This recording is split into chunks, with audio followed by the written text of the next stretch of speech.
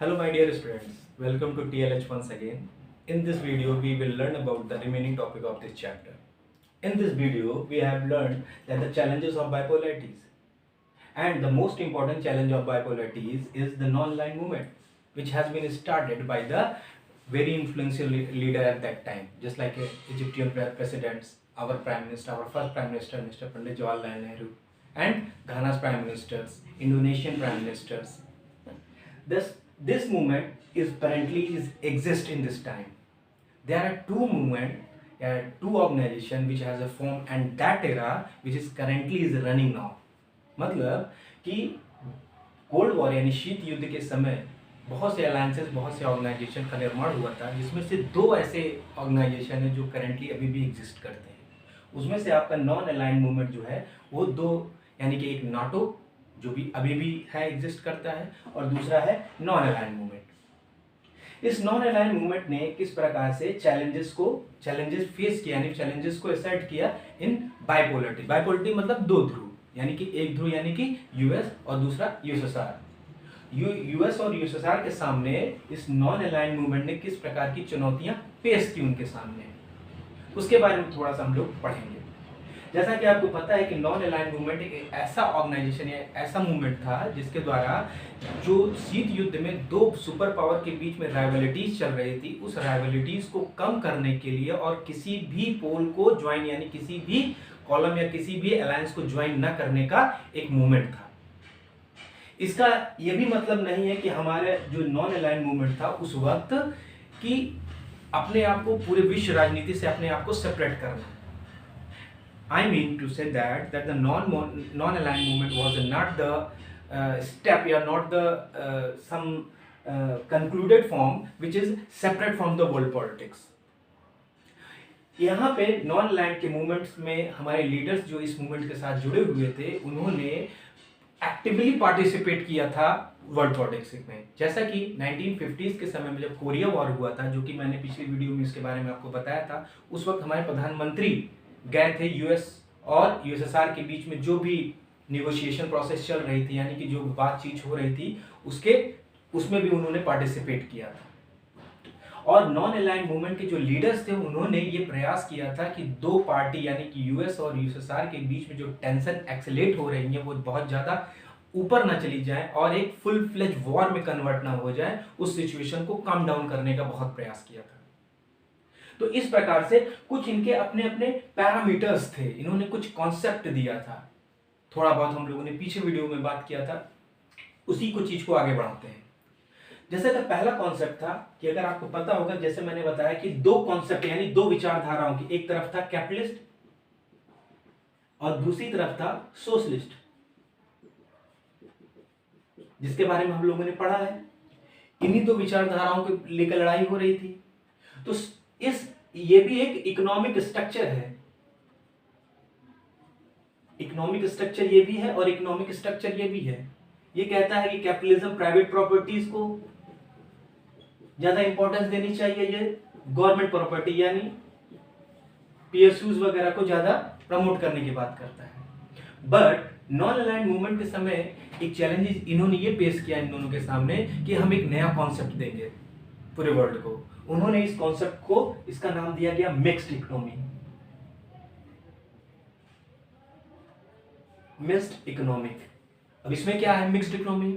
Mixed economy ने ये है कि इसमें प्राइवेट और गवर्नमेंट दोनों की सहभागिता के साथ चलेगा। ना तो पूरी तरीके से गवर्नमेंट ओरिएंटेड होगा, यानी कि ना तो पूरी तरीके से सोशलिस्ट टाइप ऑफ स्ट्रक्चर होगा इकोनॉमी का, और ना ही पूरी तरीके से कैपिटलिस्टिक स्ट्रक्चर ऑफ इकोनॉमी होगा, यानी कि दोनों के पार्टनरशिप के साथ चीजें रन करेंगी। आपको अगर याद होगा कि जब हमारा पहला 5 ईयर प्लान स्टार्ट हुआ था तो उस वक्त भी यही कॉन्सेप्ट अपनाया गया था। हालांकि 5 ईयर प्लान का कॉन्सेप्ट यूएसएसआर ने पहली बार लागू किया था पूरे वर्ल्ड में। उसी कॉन्सेप्ट को भारत यानी कि इंडिया में हमारे पंडित जवाहरलाल नेहरू जी ने इंडिया के परिप्रेक्ष्य में कुछ मिक्स के साथ इसको ऑर्गेनाइज किया, यानी कि पहले दूसरे 5 ईयर प्लान में कुछ प्राइवेट पार्टिसिपेशन को भी बढ़ावा दिया गया, यानी कि विश्व में एक नया कॉन्सेप्ट उन्होंने इवॉल्व किया जिसका नाम मिक्स्ड इकोनॉमिक कॉन्सेप्ट था। यानी कि सरकार भी रहेगी देश के भाग डेवलपमेंट में, और प्राइवेट व्यक्ति भी रहेगा देश की डेवलपमेंट में। दोनों के सहयोग से देश का सर्वांगीण विकास होगा, यानी कि कंपोजिट डेवलपमेंट होगा। उसी तो एक कॉन्सेप्ट इन्होंने देकर बाइपोलैरिटी के सामने एक चैलेंज पेश किया। तो एक चैलेंज ये था कि एक नया कॉन्सेप्ट दिया डेवलपमेंट का, कि कैसे डेवलपमेंट किया जाए, यानी कि जो इकोनॉमिक मॉडल जो था कैपिटलिस्ट और सोशलिस्ट का, एक एक्सट्रीम कैपिटलिज्म की तरफ जा रहा था, एक एक्सट्रीम सोशलिज्म की तरफ जा रहा था। दोनों को साथ लाकर एक नई विचारधारा को प्रमोट किया। तो पहला कॉन्सेप्ट मिक्स्ड इकोनॉमी का था।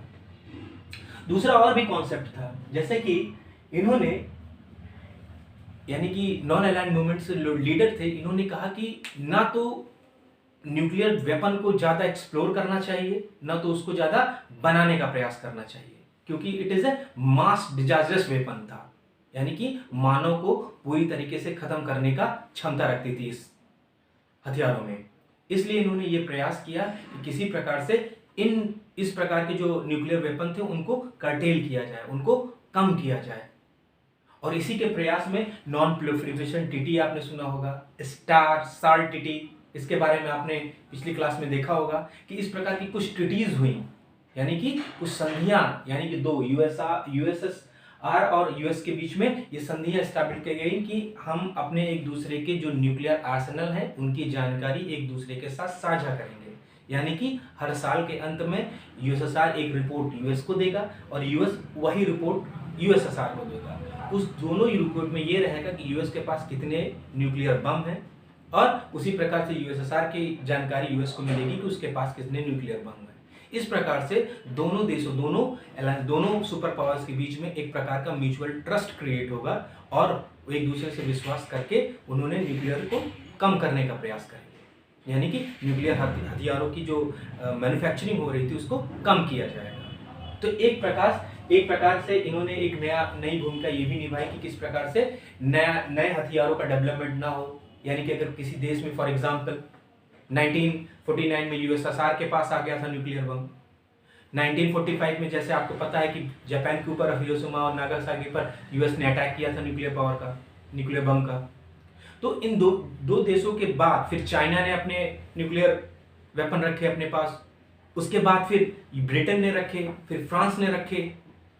तो इस प्रकार न्यूक्लियर वेपन का एक प्रकार से स्प्रेडिंग हो रही थी, और इस स्प्रेडिंग को कम करने के लिए इस मूवमेंट ने भी अपनी बहुत महत्वपूर्ण भूमिका निभाई। तीसरा इंपॉर्टेंट काम इन्होंने ये किया कि जो नए देश, जैसे कि मैंने आपको बताया कि 1945 के बाद जब दूसरा विश्व युद्ध खत्म हुआ था तो कुछ नए देश, यानी कि जो कॉलोनीज देश थे, खासकर कि अफ्रीका और यूएस के देश, एशिया के देश, जो कि इन पश्चिमी देशों के एक प्रकार से कॉलोनीज थी, उनके गुलाम थे, उनके उपनिवेश थे, वो धीरे धीरे अपनी आज़ादी प्राप्त कर रहे थे। तो इन्होंने उन देशों के साथ मिलकर एक सहयोग के साथ एक पार्टनरशिप डेवलप की और उनको इस बात में समझाने में सफल भी रहे काफ़ी हद तक, वो किसी भी दूसरे देश के कैंप के साथ अपने आप को ना एडजस्ट करें। मीन्स उस वक्त जैसा आपको पता है कि पूरे विश्व में, जो कि हम लोगों ने एक टॉपिक पढ़ा था, एरेनाज ऑफ द कोल्ड वॉर, यानी कि जो देश में जहां छोटी छोटी देश में जो बनाए जा रहे थे, अलायंसेस बना रहे थे, उनको रोकने का प्रयास किया गया। यानी कि जो नए देश आजाद हो रहे थे वो इन दोनों देशों में किसी एक देश के साथ अपनी सहयोगिता न स्थापित कर लें, अपना पार्टनर न बना लें, और वो भी कोल्ड वॉर के वो सहभागी ना हो जाएं, इसको कम करने का प्रयास किया। इसको थोड़ा डिटेल से समझते हैं। फॉर एग्जाम्पल, जैसे कि अफ्रीका के जो देश थे और एशिया के जो देश थे, जब वो उनको आज़ादी मिल रही थी तो इस मूवमेंट के जो सहयोगी देश थे, जो इस मूवमेंट के साथ अपने आप को जुड़े हुए थे, खास करके इंडिया उसमें बहुत लीडिंग रोल निभा रहा था, तो उसके लिए उन्होंने समझाया दूसरे देशों को जो आज़ादी अभी प्राप्त कर रहे थे कि कहीं उनको जल्दीबाजी में ये किसी न किसी एक पोल के साथ, किसी न किसी एक अलायंस के साथ अपने आप को एडजस्ट न कर लें। तो वो भी एक प्रकार से कोल्ड एरा पीरियड के एक पार्टी के रूप में हो जाएंगे। तो धीरे धीरे पूरा विश्व युद्ध का जैसा निर्माण हुआ था, दोनों विश्व युद्ध को अगर आपने पढ़ा होगा कि धीरे धीरे क्या हुआ, एक सिनारियो बना, एक प्लेटफॉर्म क्रिएट हुआ, कुछ लोग उनके साथ हो गए, कुछ लोग उनके साथ हो गए, और एट रैंडम एक समय ऐसा आया कि किसी छोटी सी घटना से पूरा विश्व युद्ध में कन्वर्ट हो गया। तो दोबारा एक तृतीय विश्व युद्ध की जैसे कि आशंका जताई जा रही थी, और तृतीय विश्व युद्ध जब होता, क्योंकि उस वक्त दो विश्व युद्धों में कोई कहते हैं न्यूक्लियर बम का इस्तेमाल नहीं हुआ था। अगर ये तृतीय विश्व युद्ध होता तो इसमें जरूर से जरूर 101% एक न्यूक्लियर बम का इस्तेमाल होता, और एक नहीं कई न्यूक्लियर बम का इस्तेमाल होता। तो उस वक्त क्या सिचुएशन होती आप इसकी कल्पना नहीं कर सकते थे। तो यानी कि उस वक्त जो हमारे लीडर थे इस मूवमेंट के साथ लगे हुए थे, वो नए देश जो आज़ादी प्राप्त कर रहे थे उनको किसी भी अलायंस यानी किसी भी कैंप में जाने से रोकने का काम था। ना तो वो यूएस के साथ जाना चाह रहे थे और ना ही यूएसएसआर के साथ जाना चाह रहे थे। तो ये भी एक बहुत महत्वपूर्ण काम इस अलायंस ने किया। तो हम लोगों ने पिछली क्लास में यानी पिछले वीडियो में इसके बारे में काफ़ी डिटेल से पढ़ा था कि कब इसका फॉर्मेशन हुआ था, कौन कौन से लीडर इसमें कहते हैं एक्टिव रोल किए थे, इसकी क्या क्या कुछ और रही गई, जैसे कि जो हमने मिक्स इकोनॉमी की भी बात की थी। तो इसके कुछ इंपॉर्टेंट चैलेंजेस इन्होंने बाइपोलैरिटी के सामने फेस किया। ये टॉपिक यहीं पे आपके इतना ही आपके चैप्टर में दिया गया है और हम इससे ज़्यादा एक्स्ट्रा एक्सट्रैक्ट भी नहीं करेंगे। दूसरा है new international economic order. New international economic order क्या है, इसके बारे में थोड़ा समझते हैं, ये क्या कहना चाह रहा है इसमें। जब 1945 में जब द्वितीय विश्व युद्ध की समाप्ति हुई थी, तो उस वक्त ब्रिटेन जो था ये ज़्यादातर कॉलोनीज ब्रिटेन की थी और यूएस भी ब्रिटेन की कॉलोनी थी। आपको ये पता होगा इतिहास में, अगर आपने अच्छे से पढ़ा है, कि पूरे विश्व में फर्स्ट टाइप ऑफ कंट्री जो था, जो सबसे पहले आज़ाद हुआ था कॉलोनीज के तौर पे, वो यूएस ही था। और यूएस जब आज़ाद हुआ ब्रिटेन की कॉलोनी से, तो उसने कुछ नए सिस्टम एवॉल्व किए, जैसे कि लिबरल डेमोक्रेसीज होनी चाहिए, फ्री मार्केट होनी चाहिए, जैसे कि हम लोगों ने पढ़ा था कैपिटलिज्म की जो मेन बिंदु है जिसपे पूरा कैपिटलिज्म अपने आप को स्थापित करता है, उसमें ये सब भी चीजें थे। तो उस वक्त वर्ल्ड बैंक नाम की कोई भी संस्था नहीं थी, यानी कि वर्ल्ड बैंक नाम की एक गैट संस्था बनी थी, जो कि बाद में वर्ल्ड बैंक के नाम से जानी गई। तो वर्ल्ड बैंक क्या कहता है, वर्ल्ड ट्रेड कहते हैं ऑर्गेनाइजेशन भी इसी का ही समझ सकते हैं पार्ट था। एक World Bank, World Trade Organisation, जिसे गैट के नाम से भी जाना जाता था पहले, वो वर्ल्ड ट्रेड ऑर्गेनाइजेशन बनी। वर्ल्ड बैंक भी उसी टाइम फॉर्म हुआ, आईएमएफ भी डिफरेंट टाइप ऑफ ऑर्गेनाइजेशन भी फॉर्म हुई। तो ये सब वेस्ट ओरिएंटेड ऑर्गेनाइजेशन थी, यानी कि इनको वेस्ट कंट्रीज के द्वारा प्रमोट किया गया था। हालांकि उसके कुछ अपने भी कहते हैं नेगेटिव पॉइंट्स, उस पर हम लोग नहीं जाएंगे कि इनका लाभ किसको ज़्यादा मिला, किसको कम मिला, किसकी हेजेमनी रही इन संस्थाओं में, वो आप सब जानते हैं और उसके बारे में हम लोग उसमें ज़्यादा बात भी नहीं करेंगे। न्यू इंटरनेशनल इकोनॉमिक ऑर्डर का मतलब था ये एक, जैसा आपको पता है कि जो हमारा यूनाइटेड नेशन फॉर्म हुआ था, उसमें डिफरेंट टाइप की सब बॉडीज थी, सब एजेंसीज थी, सब ऑर्गेनाइजेशन थी, अपने अपने क्षेत्रों में काम कर रही थी। जैसे कि हेल्थ के सेक्टर में काम करना, लेबर के वेलफेयर के लिए काम करना, आईएलओ जिसे इंटरनेशनल लेबर, हालांकि उसका निर्माण बहुत पहले हो गया था, ठीक, इसके पहले, फिर भी ये एक उसके सब पार्ट थे। उसमें एक आपकी एक संस्था थी जिसका नाम था United nation conference on trade and development. इनका काम था कि जो विश्व में जो देश हैं उनके बीच में एक ओपन ट्रेडिंग हो, यानी कि इंपोर्ट और एक्सपोर्ट का बढ़ावा हो, ट्रेड एक दूसरे के साथ बढ़ेगा तो इकोनॉमिक डेवलपमेंट भी आएगा, और जब भी ट्रेड बढ़ेगा तो दोनों देश जो ट्रेड पार्टनरशिप में काम करेंगे उनको भी इकोनॉमिक प्रॉस्पेरिटीज मिलेंगी। तो इस प्रकार से इस इकोनॉमिक ऑर्डर की एक रिपोर्ट आई थी उस वक्त, इस 70s के बाद की बात है। उस रिपोर्ट में ये कहा गया था कि किस प्रकार के लीस्ट डेवलप्ड कंट्री, अब लीस्ट डेवलप्ड कंट्रीज क्या है, लीस्ट डेवलप्ड कंट्रीज को एलडीसी कंट्रीज कहा जाता था, कि जैसे कि अफ्रीका या एशिया की ऐसी देश जिनकी जो बहुत ही गरीब थे उस वक्त, क्योंकि जाहिर सी बात है कॉलोनीज थे ये वेस्टर्न कंट्रीज के, और उनके द्वारा जो भी इकोनॉमिक शोषण किया गया था जिसकी वजह से उनकी इकोनॉमी पूरी तरीके से डम कर गई थी, और उनको इकोनॉमिक ग्रोथ करने के लिए जो जरूरत थी उसको प्रोवाइड करने के लिए उन्होंने कहा कि किस प्रकार की चीजें करी जानी चाहिए, जिसके कारण ये जो लीस्ट डेवलप्ड कंट्रीज हैं इनका भी इकोनॉमिक डेवलपमेंट हो सके। फॉर एग्जाम्पल, अगर मान लीजिए कोई लीस्ट डेवलप्ड कंट्रीज है और वो किसी डेवलप कंट्री के साथ व्यापार करना चाहती है, तो उसके साथ कोई भी कस्टम ड्यूटी या किसी प्रकार का इंपोर्ट टैक्स नहीं इंप्लीमेंट किया जाएगा। मान लीजिए ये एलडीसी कंट्री है, ठीक है, अफ्रीका की कोई कंट्री है XYZ, आप मान लीजिए कुछ भी कंट्री, उसका नाम नहीं लेते हैं, और ये कोई मान लीजिए वेस्ट की कोई कंट्री है, ये डेवलप कंट्री है। तो डेवलप कंट्री, ये रिपोर्ट के तहत ये कहा गया, रिकमेंड किया गया कि जो डेवलप कंट्रीज हैं वो लीस्ट डेवलप कंट्री के लिए अपनी मार्केट ओपन करें। ओपन करने का मतलब कि जैसे यहाँ की कोई कंट्री, यहाँ पे अगर कोई चीज मैन्युफैक्चर कर रही है, कोई कंट्री है जहाँ पे वो चीज ज्यादा प्रोड्यूस हो रही है, वो ये बाहर इसको एक्सपोर्ट करना चाह रही है, इसको ये बेचना चाह रही है, तो यानी इसकी जो प्रोडक्ट आएगा इस पे ये जो डेवलप कंट्री इस पे किसी प्रकार का टैक्स ना इंप्लीमेंट करे। अगर टैक्स इंप्लीमेंट नहीं करेगी तो इसके सामान जो है इस देश में बहुत सस्ते बिकेंगे।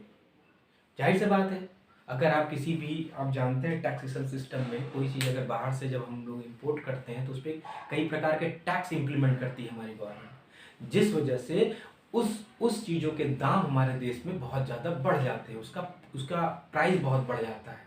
जब कोई चीज़ प्राइस बढ़ जाता है तो जाहिर सी बात है वो बहुत से लोग होते हैं जो इतने बढ़ी हुई प्राइस पे वो चीज़ों को, सामान को नहीं खरीद सकते हैं, यानी कि उनकी परचेजिंग पावर कम होगी। तो ये चीजें सिस्टम ना हो, इस वजह से ये कहा गया है कि जो डेवलप कंट्री हैं वो लीस्ट डेवलप कंट्रीज की तरफ जो आने वाले प्रोडक्ट होंगे, एक्सपोर्ट प्रोडक्ट होंगे, उन पे किसी भी प्रकार का एक्साइज ड्यूटी या किसी प्रकार का इंपोर्ट ड्यूटी, कस्टम ड्यूटी, इस प्रकार का कोई भी इंप्लीमेंट नहीं करेंगे। 0% इस प्रकार का टैक्स रखेंगे, यानी कोई भी टैक्स नहीं रखेंगे। तो इससे क्या होगा, ये जो कंट्री होगी इसको और प्रमोशन मिलेगा अपने एक्सपोर्ट को बढ़ाने के लिए और भी तेज करने के लिए।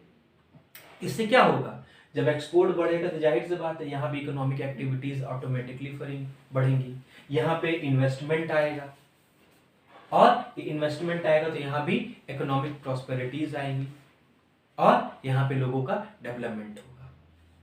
तो ये जो लीस्ट डेवलप कंट्रीज के को प्रमोट करने के लिए जो United Nations conference for trade and development की तरफ से ये रिपोर्ट में ये कई रिकमेंडेशन कही गई और कई चीज़ों का इन्होंने कहा कि इस चीज़ को फॉलो करना पड़ेगा डेवलप कंट्रीज की तरफ। फॉर एग्जांपल, जैसे कि जो नया टेक्नोलॉजी इन्वेंशन है, अगर वेस्ट में जैसे पता, वेस्ट का मतलब होता है कि मान लीजिए यूरोप की वेस्टर्न कंट्रीज जो डेवलप्ड कंट्रीज थी उनकी तरफ से जो लीस्ट डेवलप कंट्रीज हैं या और जो डेवलपिंग कंट्रीज हैं उनको फंड मतलब क्रेडिट प्रोवाइड करना, वहाँ पे कुछ इन्वेस्टमेंट करना, उनको क्रेडिट देना, ताकि कुछ पैसे देना, ताकि ये चीज़ों को यहाँ पे अच्छे से इम्प्लीमेंट कर सकें।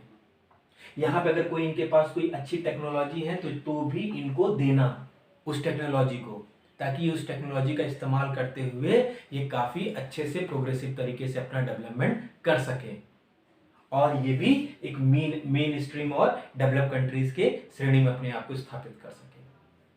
तो इस तरह का प्रयास किया गया कि किसी तरीके से जो ये लीस्ट डेवलप कंट्रीज हैं इनको डेवलप्ड कंट्रीज की श्रेणी में या डेवलपिंग कंट्रीज की श्रेणी में इनको खड़ा किया जा सके।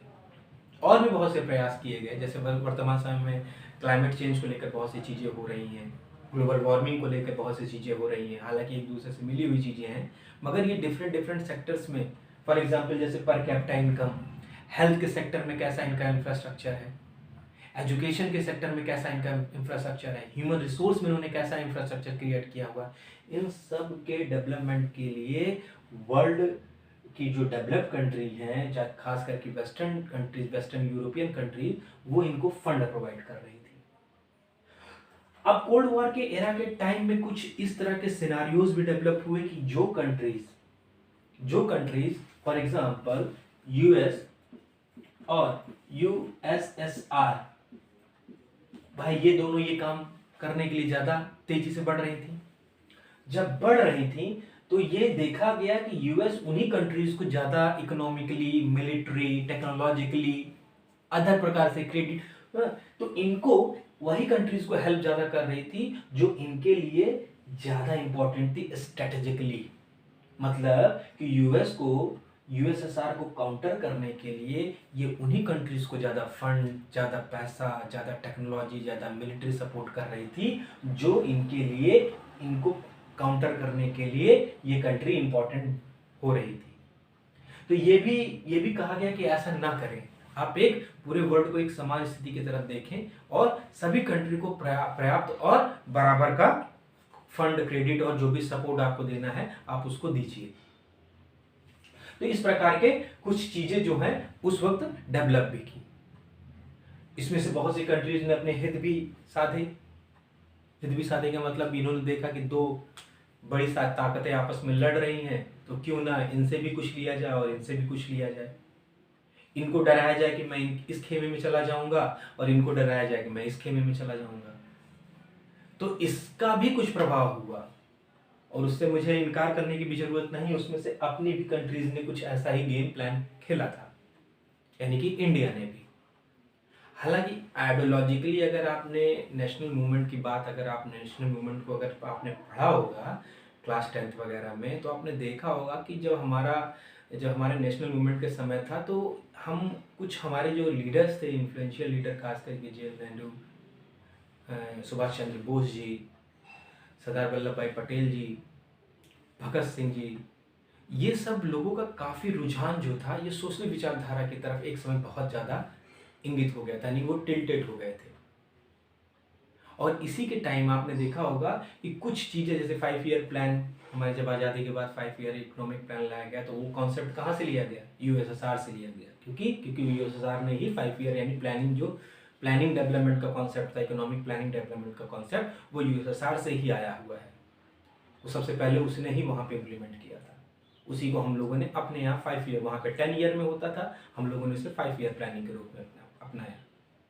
तो कुछ ऐसे भी गेम हुए कि जो कंट्री थी उनका इसका फ़ायदा भी उठाएंगे, कि किसी कंट्री को ब्लैकमेल किया जा सके कि नहीं मैं इस खेमे में चला जाऊंगा, आप मुझे इकोनॉमिकली सपोर्ट करिए, मिलिट्री सपोर्ट करिए, टेक्नोलॉजिकली सपोर्ट करिए।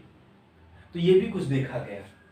अब लोग आपको इस टॉपिक में चीज़ें आपको मुझे लगता है काफ़ी हद तक चीज़ें समझ में आई कि न्यू इंटरनेशनल इकोनॉमिक ऑर्डर में क्या क्या चीज़ें हुई थी और किस प्रकार का काम हुआ था। हम लोग अपने इस टॉपिक, क्योंकि ये टॉपिक अब इसमें ज़्यादा कुछ बचा नहीं, हम लोग अपने लास्ट टॉपिक में आते हैं, India and the cold war, यानी कि इंडिया और कोल्ड वॉर में इंडिया की क्या भूमिका रही, इंडिया ने किस प्रकार के रोल अपना प्ले किया, कोल्ड वॉर के समय क्या सिचुएशन रही थी। जैसा कि आपको पता है कि अभी मैंने कुछ देर पहले ही जिक्र किया था कि जो इंडिया थे अपने नेशनल फ्रीडम मूवमेंट के समय, क्या हुआ था कि हमारा जो रुझान था वो सोशल विचारधारा के समय एक समय बहुत ज़्यादा हो गया था। और आज़ादी के बाद हम लोगों ने इकोनॉमिक मॉडल के रूप में एक मिक्स्ड इकोनॉमी मॉडल अपनाया, जिसमें से 5 ईयर प्लान के तहत अपनी प्लानिंग को, डेवलपमेंट को आगे बढ़ाया। आपको पता होगा कि जब 1971, ये ईयर आप सबको अच्छे से याद होगा, 1971 में जब इंडिया और पाकिस्तान का वॉर हुआ था, इस वॉर का कारण था बांग्लादेश।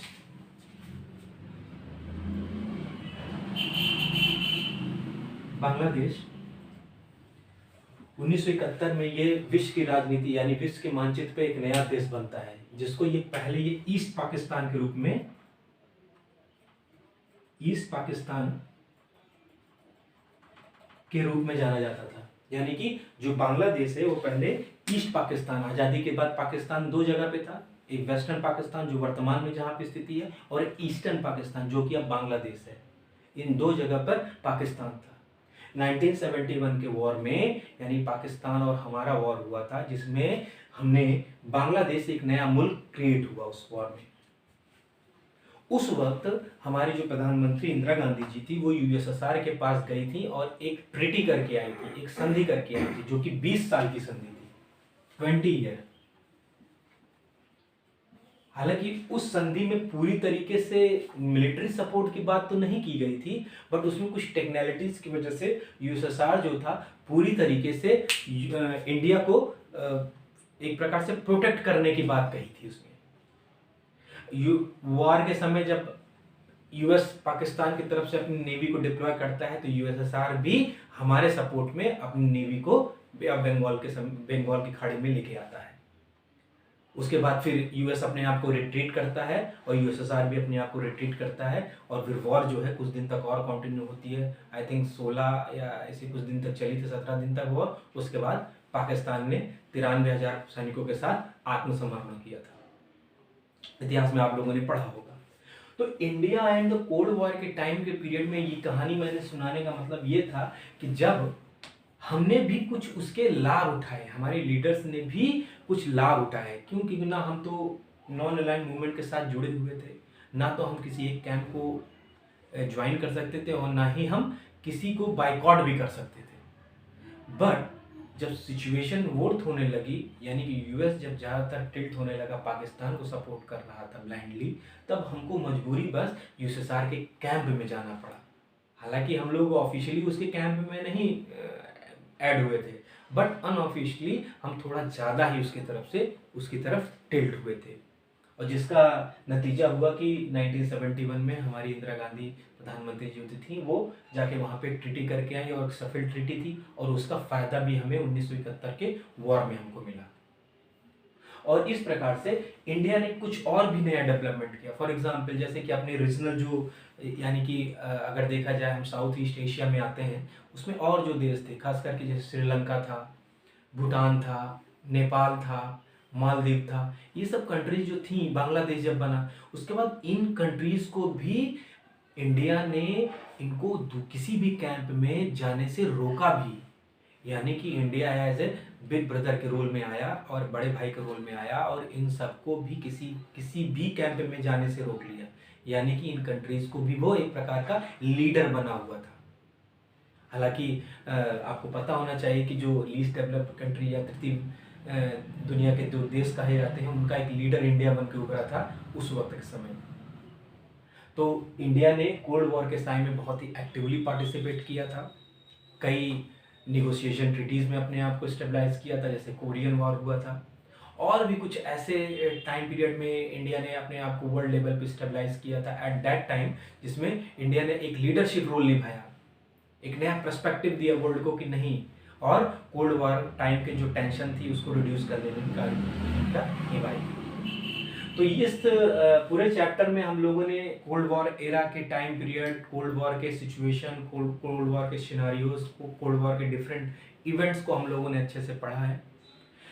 इस वीडियो में ज़्यादा कुछ था नहीं, इसलिए बहुत ज़्यादा कहते इस पर डिटेल चर्चा करना मैंने उचित नहीं समझा है। और इसी के साथ आपका पहला चैप्टर जो है पॉलिटिकल साइंस का कोल्ड वॉर एरा जो फिनिश होता है, और हम लोग नए वीडियो में इस नए चैप्टर या किसी नए टॉपिक को और किसी नए सब्जेक्ट के साथ आऊँगा मैं आपके साथ। और इसी के साथ मैं आप सबसे विदा लेता हूँ।